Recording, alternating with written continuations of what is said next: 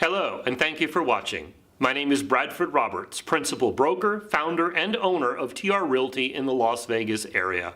After watching this video, please be sure to like it as well as subscribe to our YouTube channel. Download the pertinent handouts for this video by clicking the link in the comments below. Now let's get started. When you start a new short sale, the process is known as initiating. And when you initiate a short sale, you need to send in your third-party authorization to the lender right away.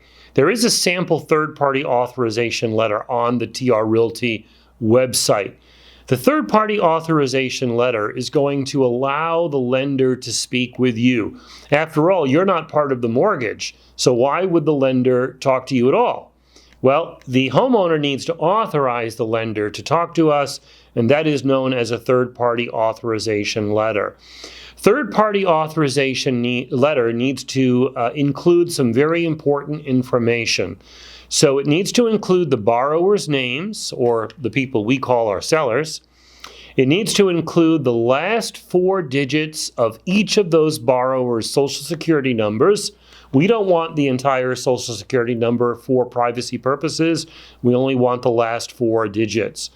The short sale third-party authorization letter needs to include the property address, the loan number, your information, and it needs to be signed by the homeowner as well.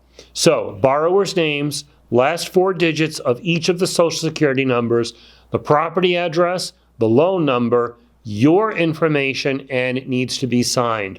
Bank of America and Mr. Cooper, which is the new name for Nation Star Mortgage, by the way, in case you didn't know.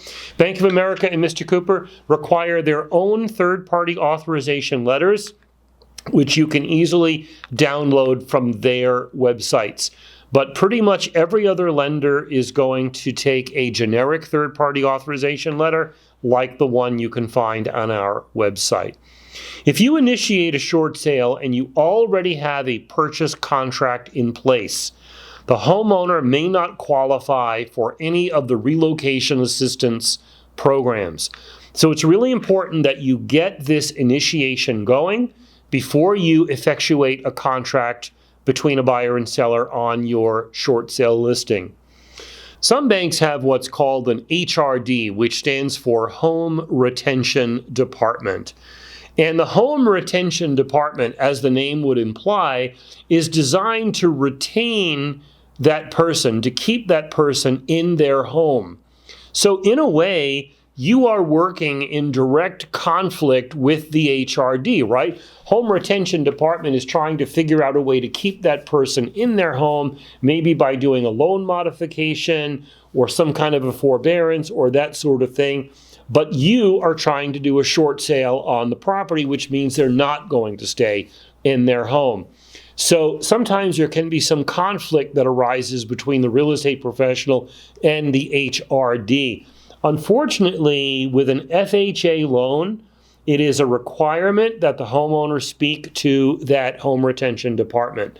Even though you have a third-party authorization, the HRD is not going to speak with you.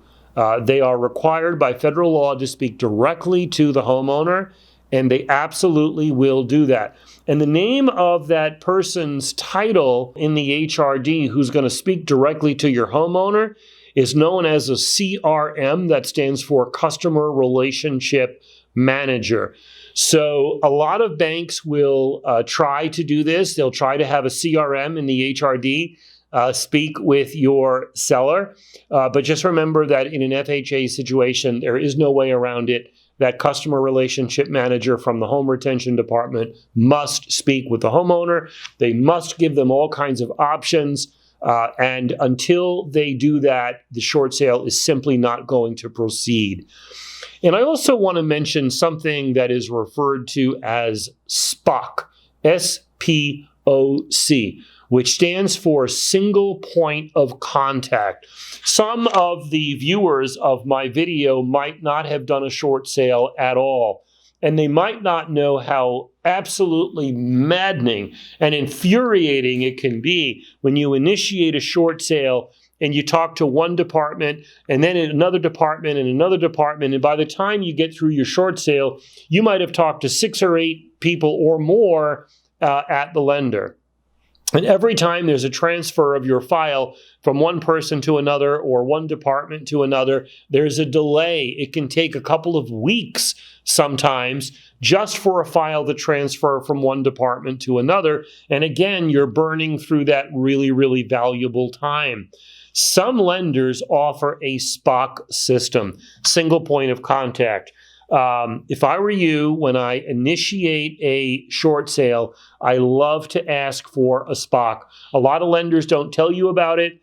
They might even pretend that they don't know about it, but you might have to get through to a manager and request it. Sometimes if you request a single point of contact, which means you're going to be working with the same person throughout the short sale process, sometimes if you ask for that, the lender will grant that to you.